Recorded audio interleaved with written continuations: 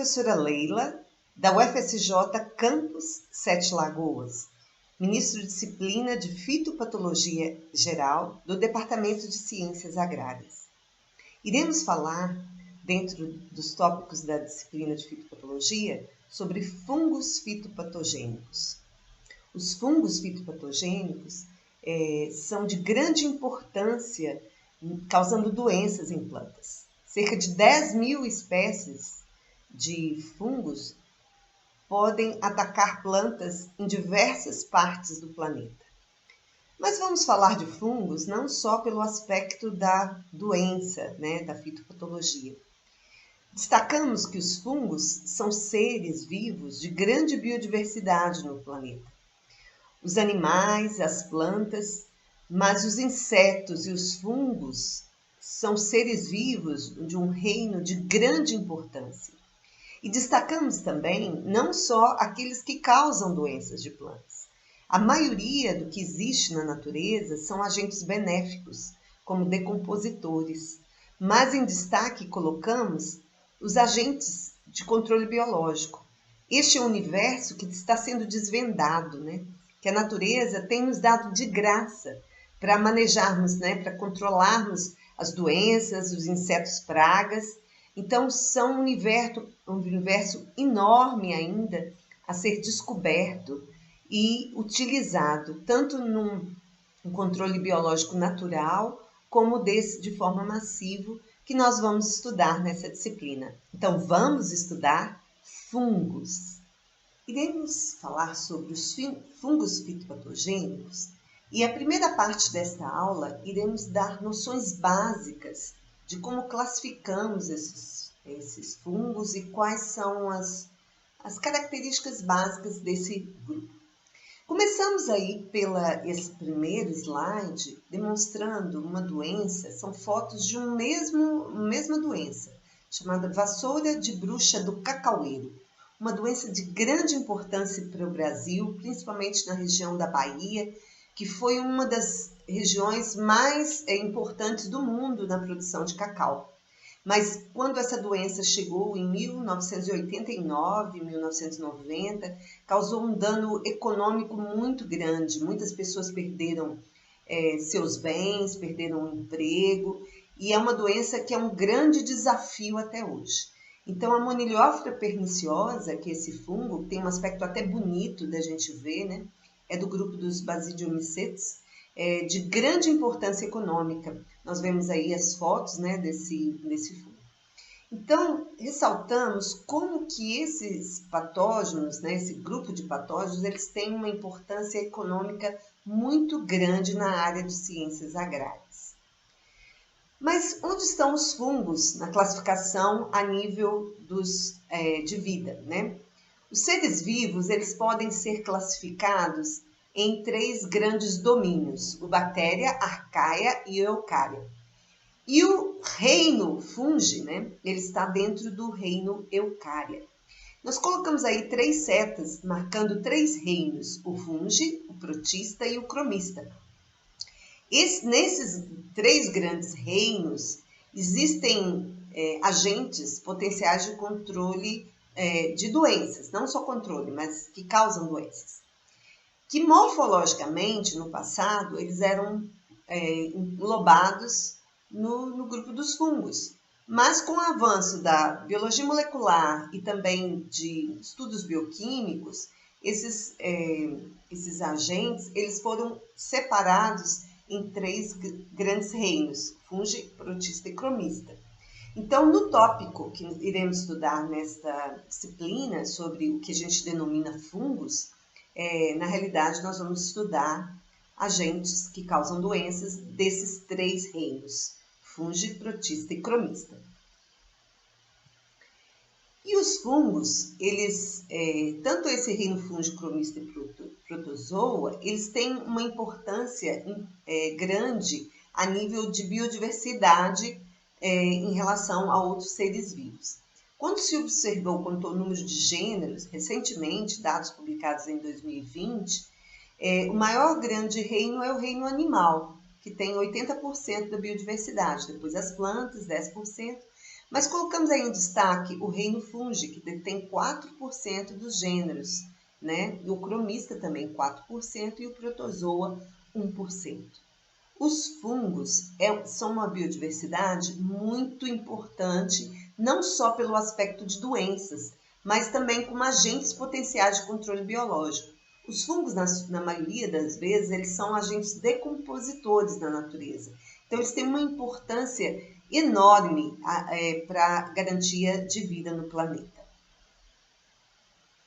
Então, aqui nós colocamos, né, a questão morfológica. Quando a gente estudou no início lá da fitopatologia, a grande, né, a doença de grande importância econômica, que fez alavancar os estudos da fitopatologia, nós vemos aqui na foto da Phytophthora infestans, que está aí no nosso slide, à nossa direita, na parte de cima. Quando a gente observa sintomas, né, igual dessa foto à esquerda, são uma doença causada por alternária, que é do reino fungi, e o reino cromista. Quando a gente olha assim o aspecto de uma planta, são sintomas muito próximos. Não dá para dizer que são de reinos diferentes. Mas, quando se vai estudar morfologicamente, tem aspectos parecidos. Por exemplo, produzem hifas, produzem esporos, né? Só que com os estudos bioquímicos, né, e a nível molecular, eles foram separados distintamente e que nós vamos estudar nesse curso aqui posteriormente. Então, vamos falar um pouco sobre a importância dos fungos. Esses são dados que não são muito atuais, mas têm uma importância porque no livro Plant Pathology de Agros 2005, que é uma das referências mundiais, ele coloca que 10.000 espécies de fungos causam doenças em plantas. 10.000 é um número muito grande. Mas nessa publicação, ele coloca que cerca de 50 espécies causam doenças, por exemplo, em humanos e animais. A gente sabe que esse número deve ter crescido, né, de 2005 para cá. Mas quando a gente observa a proporção, é muito maior o número de fungos fitopatogênicos do que causadores de doenças em humanos e animais. Na natureza, acredita-se que em 2005, né, existiam 100.000 espécies de fungos conhecidas como saprófitas, de vida livre. E estima-se que 70.000 a 1,5 bilhões de espécies ainda são totalmente desconhecidas. Esse dado de 2005. Mas como já temos 15 anos, possivelmente esse número cresceu. Mas o que a gente quer colocar em destaque é que cerca de 10.000 espécies causam doenças em plantas. É um número considerável. Até 1969, os fungos eram estudados junto com como se fosse o reino vegetal. Só a partir de 69, quer dizer, há 50 anos atrás, que ele foi reclassificado como um reino à parte, o reino fungi. Então, observa-se que é uma ciência ainda nova e ainda com muitos desafios para serem desvendados. Afinal, o que são fungos? Fungos são seres muito pequenos. Geralmente, você precisa do microscópio. Lembra? Anthony Debary, considerado um dos pais da fitopatologia e pai da microbiologia, foi lá em 1853 que ele descreveu a Phytophthora infestans, que hoje sabemos que não é um fungo verdadeiro, é do reino cromista. Mas na época foi colocado como se fosse um fungo. E é um ser microscópico. Então, com o advento da descoberta do microscópio, que facilitou a vida de se conhecer esses fungos. Então, eles são seres microscópicos, geralmente terrestres, alguns aquáticos. São eucariotos, lembra? Eles são do reino Eucária. O que significa isso? São seres mais complexos, mais próximos, por exemplo, das plantas, dos animais, porque eles têm um núcleo envolto por uma carioteca. E não só por isso, porque são seres mais complexos, quando, por exemplo, a gente compara com seres do grupo dos protistas, né? Então, os fungos são eucariotos. são usualmente filamentosos, igual a gente está vendo aí na foto à direita, né? Esse aspecto das hifas. Mas eles podem ter um aspecto leveduriforme, como nessa foto de microscopia eletrônica aí à nossa esquerda. Eles são ramificados, é uma característica importante. Quando tem filamentos, tem ramificações. E eles produzem esporos. Os esporos são unidade reprodutiva dos fungos. Aqui nós estamos vendo o aspecto, um desenho, né, representando as hifas de um fungo, as diferenciações desse fungo também produzindo esporos, que no caso aí é representado pelos conidiósporos. Então, a unidade básica de um fungo filamentoso são hifas e esporos. Os esporos de fungos são de uma biodiversidade fantástica, muito diversa. Podem ser unicelulares, multicelulares, formatos diversos, terapentes. Uns vocês estão vendo aí, eles são escuros ao centro, do lado. Então, eu chamo a atenção para vocês o aspecto de uma biodiversidade enorme, né? De esporos que são muito bonitos. Eu lembro quando eu fiz a disciplina de micologia, ainda na Universidade de Brasília, ficava encantada em ver a biodiversidade, principalmente dos fungos que a gente coletava no Cerrado, né?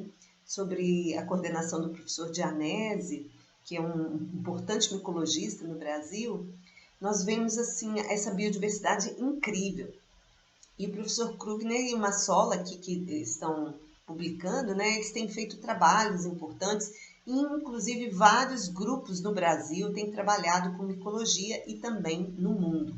Então, para a fitopatologia, os fungos têm uma importância considerável, muito grande. Qualquer fitopatologista, mesmo que ele for trabalhar com outros agentes fitopatogênicos, como vírus, nematóides, vão encontrar algum fungo a importância de estudá-los e caracterizá-los. Outra definição dos fungos, não tem clorofila. Quem tem clorofila são plantas, né? Então, fungos não têm clorofila. E eles são heterotróficos, porque eles precisam de um alimento externo, eles não produzem seu próprio alimento. As plantas, por exemplo, são autotróficas, não é o caso dos fungos, são heterotróficos. E eles se nutrem de matéria orgânica morta, no caso os fungos saprofíticos, ou quando matéria viva, né? No caso dos fungos parasitários, quando eles estão parasitando as plantas. Fungos, na sua parede celular, são compostos por quitinas e glucanas. Quitinas, nós vemos os insetos produzindo quitinas, né? Mas então a característica. Já o do reino cromista, ou micota, que a gente destaca a Phytophthora em festas, né, que nós já estudamos, é considerado um pseudofungo, quer dizer, um falso fungo. Por quê? Apesar de morfologicamente parecer, mas tem um aspecto bioquímico. A parede celular, ela não tem quitina, ela tem celulose. Então, ela é mais próxima, por exemplo, das plantas. E tem glucanas também. Então, é uma das formas que a gente já diferencia esses dois reinos aí, que morfologicamente parecem fungos, mas que são distintos. Afinal, podemos classificar os fungos em duas fases marcantes. A fase vegetativa, que seria essa fase? A fase do crescimento. Como a gente corresponde nas plantas, o crescimento das folhas, dos galhos da planta. E no caso dos fungos, a unidade básica para isso são as hifas, como a gente está vendo representado aí nesse desenho, né? São as hifas, como se fossem fios. E a fase reprodutiva, o próprio nome já diz, reprodutiva, é para garantir a perpetuação da espécie. A unidade básica dessa fase é os esporos, o que corresponderiam nas plantas, por exemplo, às sementes das plantas, né? Então, nós vamos discutir agora, vamos discorrer, né, sobre essas duas fases. Primeiramente, vamos falar da fase vegetativa, hifas, e no segundo vídeo, que vai ser prosseguimento desse, falaremos sobre a fase reprodutiva, no caso dos esporos. A fase vegetativa, nós vimos que não é só hifas. Podem ter dois tipos de colônias.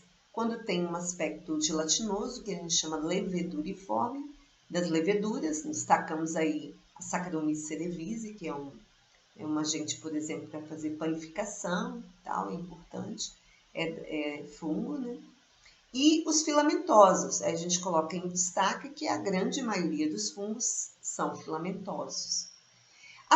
As colônias, né, quando a gente isola, cresce esse meio de cultura, as colônias de um fungo leveduriforme, ele tem um aspecto cremoso, pastoso.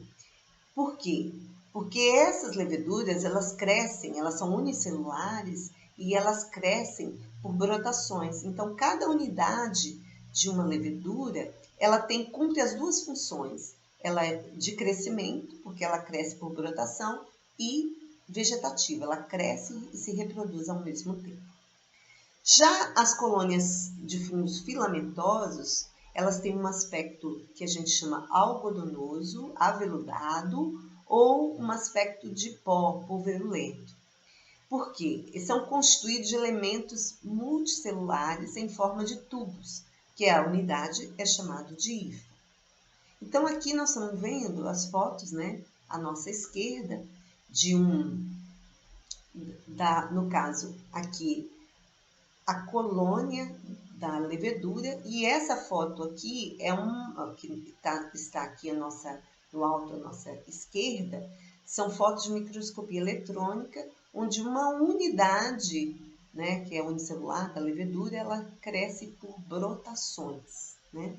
Por isso que quando fazemos o isolamento, e precisamos de crescer uma levedura, como ela é uma única unidade, precisamos de utilizar na placa de Petri o que a gente chama de método de Risca, como vocês estudaram na microbiologia para bactérias, né? Porque nós precisamos separar as unidades, né, dessas leveduras para facilitar o crescimento delas.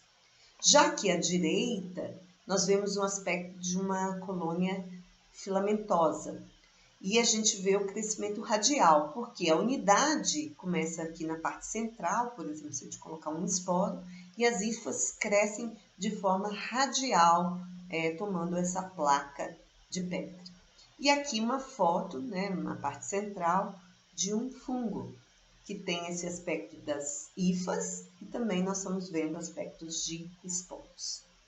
Então, as colônias de um fungo leveduriforme e de um fungo filamentoso são muito distintos. Então, no filamentoso, um aspecto algodonoso, cotonoso ou de pó pulverulento. Na levedura, né, leveduriforme, pastoso ou gelatinoso.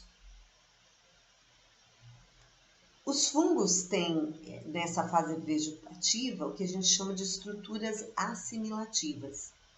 Essas estruturas, elas podem ser uni ou multicelulares, pode ser uma única célula ou ter várias. E esse crescimento vegetativo se dá basicamente pela hifa, como nós já mencionamos.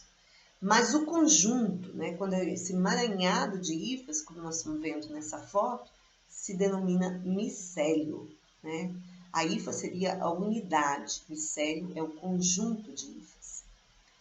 E, como nós já vimos na foto anterior, esse crescimento do micélio, que a gente chama de crescimento micelial, se dá de forma ramificada e em direção radial, principalmente quando isolamos esse em meio de cultura em laboratório.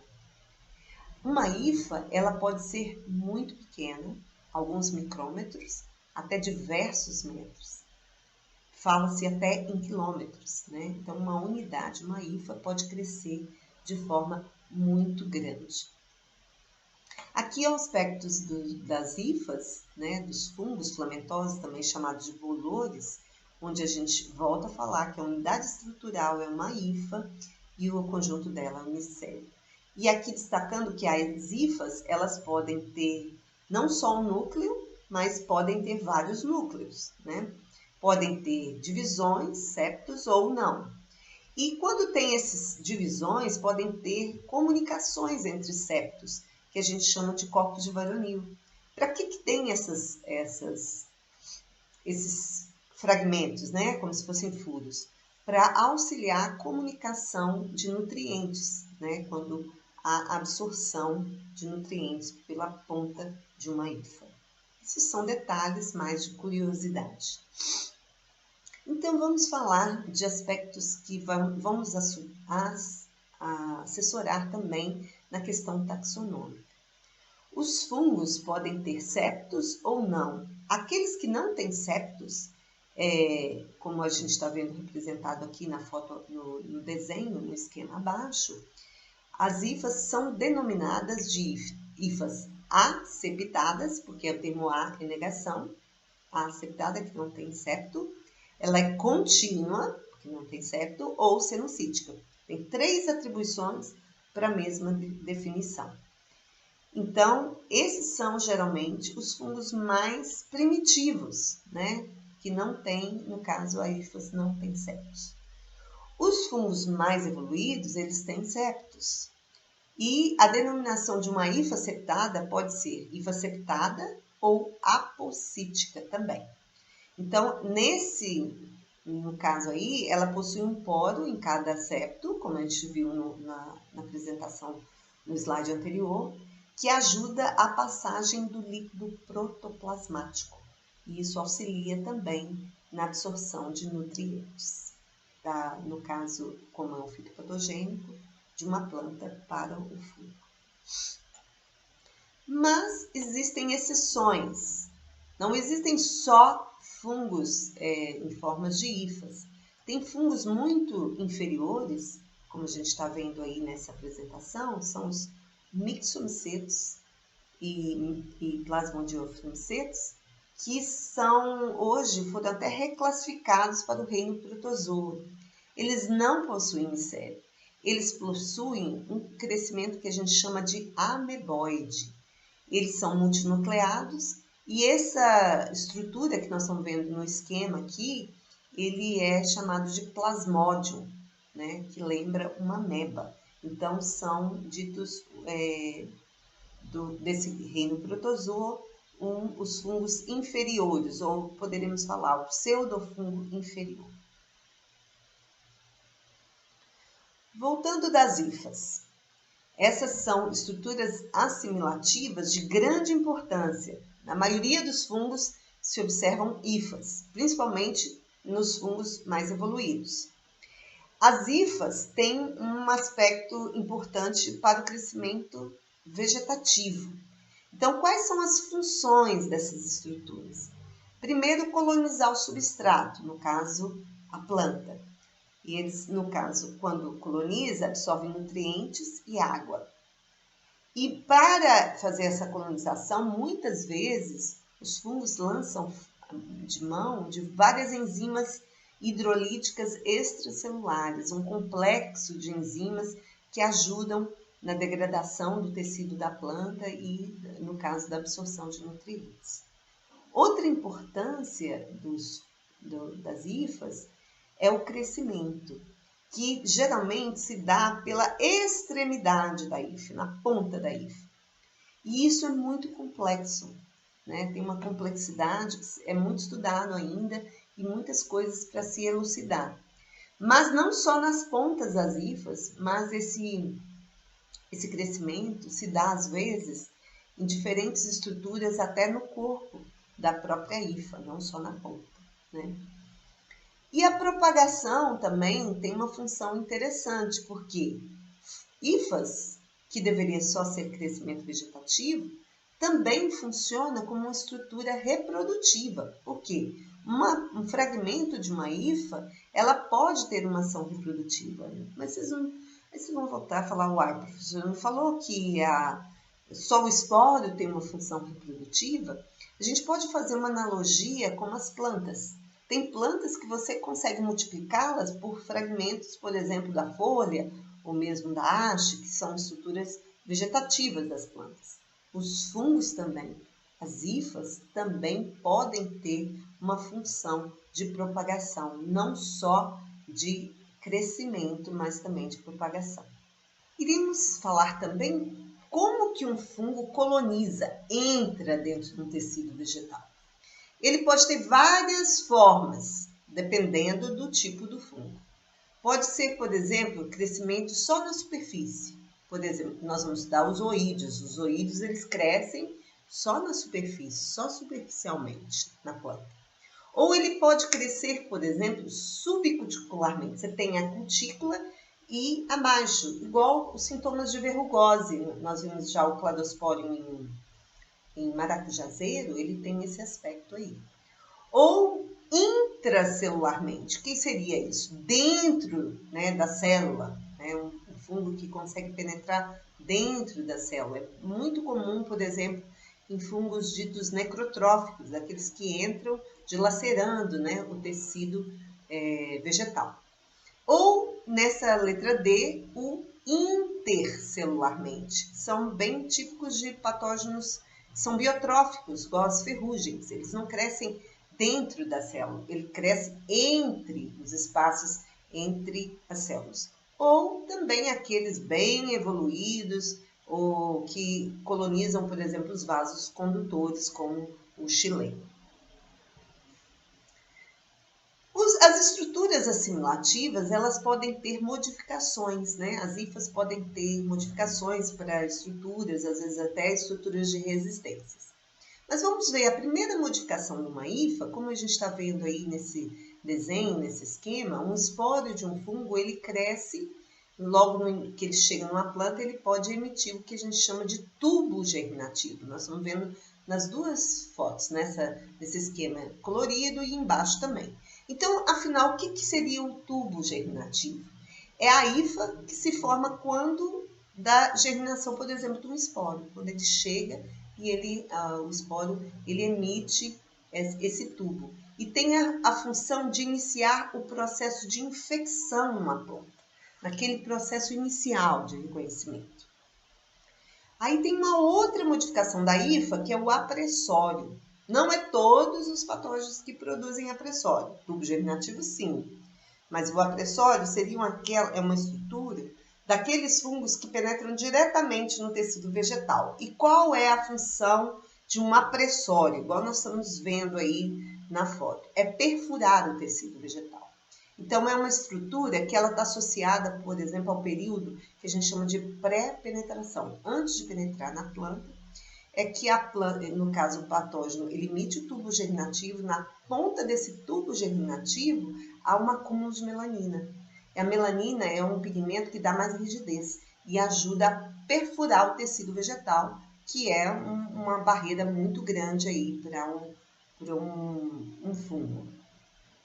Uma outra estrutura, uma outra modificação da hifa é o austório, igual nós estamos vendo aí. Qual a função do austório? O austório é para absorção de nutrientes. No parasitismo que a gente chama resfriado, de um patógeno biotrófico, por exemplo, não é vantajoso para um fungo destruir o tecido vegetal. Então, ele fez essa modificação da hifa para conseguir absorver o nutriente do conteúdo celular e causar menos dano possível à planta, para ele poder utilizar o máximo possível dessa absorção sem matar a planta, porque evolutivamente um patógeno biotrófico não seria vantajoso. Então vamos colocar, apressório tem a ver com pressão, entrada na planta, e austório com absorção de nutrientes. Uma outra estrutura, né, modificação da hifa, é o rizóide. Rizóide, como nós estamos vendo nesse esquema aí, à nossa direita, ao final, ele tem uma função de fixar e sustentar, no caso, o fungo na planta. Não é todos os patógenos que produzem, todos os fungos que produzem apressório, austórios e rizóides. E nós vamos estudar isso posteriormente durante esse curso. Uma outra modificação da hifa é o clamidósporo e o escleródio, que são estruturas de resistência. O clamidósporo, ele acaba sendo uma modificação da hifa, como nós estamos vendo nesse desenho aqui à nossa esquerda. O que é isso? A própria hifa, ela acumula nutrientes, né? E ela produz uma estrutura chamada espessa, fixa. ela intercalar ou terminal. É uma estrutura de persistência ou resistência e acaba se tornando um esporo assexual, né? Mas ela tem a maior função do clamidósporo, é uma estrutura de resistência. E fica ao solo e é microscópico. A gente não consegue vê-lo ao olho nu. Uma outra estrutura de resistência é o escleródio, como nós estamos vendo nessas duas fotos à nossa direita. O que é o escleródio? Ele é uma massa de hifas, que a hifa se novela, ela fica rígida e ela tem um formato irregular, mas em torno dessa massa de hifas produz uma capa de melanina, que ajuda a dar mais resistência, né? Persistência no campo. E não há formação de espólios no interior desse escleródio. A partir dele pode-se produzir estruturas, como a gente está vendo na foto à direita, que é uma estrutura sexuada, mas ele internamente não tem espólio. E é uma estrutura de resistência macroscópica, muitas vezes, como a gente está vendo aí da esclerotina. Uma outra modificação da hifa é o estroma e o rizoma. O estroma é a foto acima, que a gente está vendo, o que seria esse estroma? É uma matriz formada de hifas vegetativas, com ou sem tecido ou substrato do hospedeiro. O que seria isso? Uma enovelação parecida com o escleróide, só que está associada a um substrato do hospedeiro. E pode formar esporos no seu interior. Ele pode ter estruturas produzindo isso. Geralmente é um tecido que a gente chama pletenquimatoso, que é um tecido meio duro, associado a frutificações assexuais ou mesmo sexuais de um grande número de fungos. E os rizomorfos, como a gente está vendo na foto abaixo, é uma estrutura macroscópica, a gente consegue vê-lo ao olho nu, formada por hifas entrelaçadas no sentido longitudinal, como se fosse um cadarço, né, com crescimento semelhante a uma raiz. Diferente do rizóide, que o rizóide a gente não vê ao olho nu. No rizomorfo, a gente consegue ver ao olho nu e é uma estrutura mais complexa do que o próprio rizóide, porque ele é como se fossem várias hifas entrelaçadas, né, bem mais complexo. Aqui alguns esquemas, né, dessas estruturas. O A é um escleróide, o B também, mas o escleróide cortado de forma longitudinal, né, e perpendicular, o ABC. O D mostrando essa enovelação, o esquema, né, disso.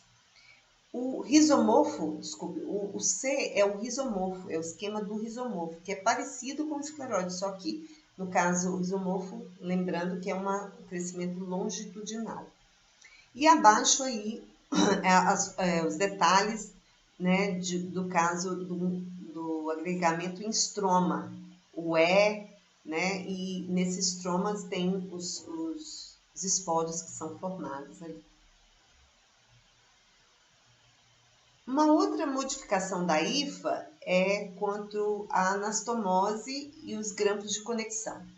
Vamos lembrar, as hifas, vamos informar, né, que as hifas geralmente elas são haploides, só um N, né? Mas existem hifas que a gente chama de micélio dicariótico, quando duas hifas, por exemplo, se juntam na anastomose, a gente está vendo nessa foto em amarelo. Essas hifas, elas se fundem pareando e fundem o seu material genético. Então, cada hifa, como seria um núcleo haploide, N, ela se torna dicariótica, com a junção desses dois núcleos, né? Devido a como se criasse uma ponte dessas duas hifas. E os grampos de conexão, que é muito comum, por exemplo, nós vamos estudar nos basidiomicetos, é uma estrutura onde as hifas formadas a partir desses grupos, por exemplo, de anastomose e tal, elas garantem um estado que a gente chama de dicariótico por esse grampo que é formado, como a gente está vendo no esquema. Então, aqueles dois núcleos que estão formados numa ponta da hifa, eles podem ser transferidos para outra parte da hifa através desses grampos, como a gente está vendo no esquema aí na parte de baixo e também numa foto de microscopia eletrônica à nossa direita. Nós terminamos essa parte da disciplina e falamos sobre as fases vegetativas e outros aspectos, né, dos fungos.